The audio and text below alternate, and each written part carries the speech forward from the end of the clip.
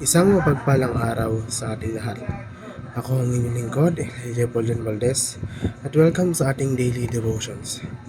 Ang ating verse for the day nasa Daniel, chapter 10, verse 13.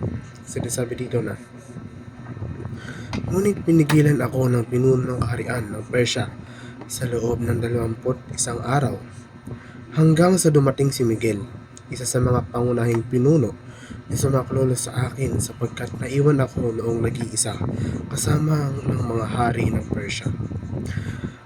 Si Archangel Michael ay itinalaga sa mga tiyak na tungkulin, lalo na bilang isang celestial na mandirigma at tagapagtanggol. Siya ay tinuturing na pinuno ng mga hukbo ng Diyos at ang tagapagtanggol ng simbahan laban sa masasamang puwersa. Siya ay nauugnay din sa oras ng kamatayan na gumagabay sa mga kaluluwa patungo sa langit at tumitimbang sa kanila sa timbagan.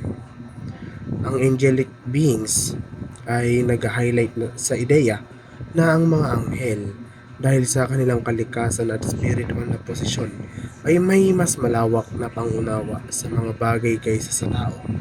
Ang konseptong ito ay madalas na matatagpuan sa relihiyon at spiritual na mga konteksto na nagmamungkahi na ang mga anghel ay nakakakita ng mas malawak na pananaw sa realidad, kabilang ang spiritual na kaharian, plano ng Diyos at ang pagkakaugnay ng mga kaganapan.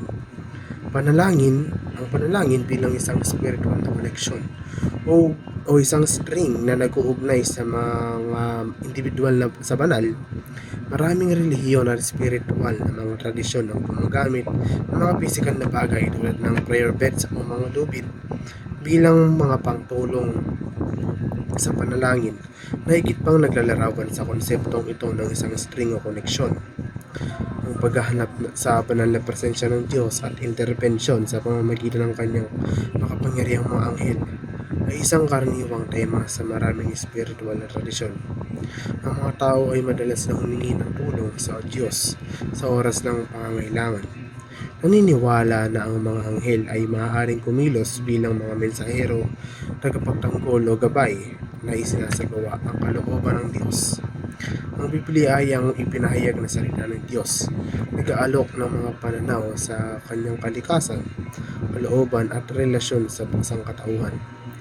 Ang pag-aaral ng Biblia ay nagpapakita ng karakter ng Diyos, ang kanyang plano para sa kaligtasan, at kung paano mamuhay ng isang buhay na nakalulugod sa Kanya. Ito ay mapagkukunan ng katotohanan, patnubay at pag-asa para sa mga mananampalataya.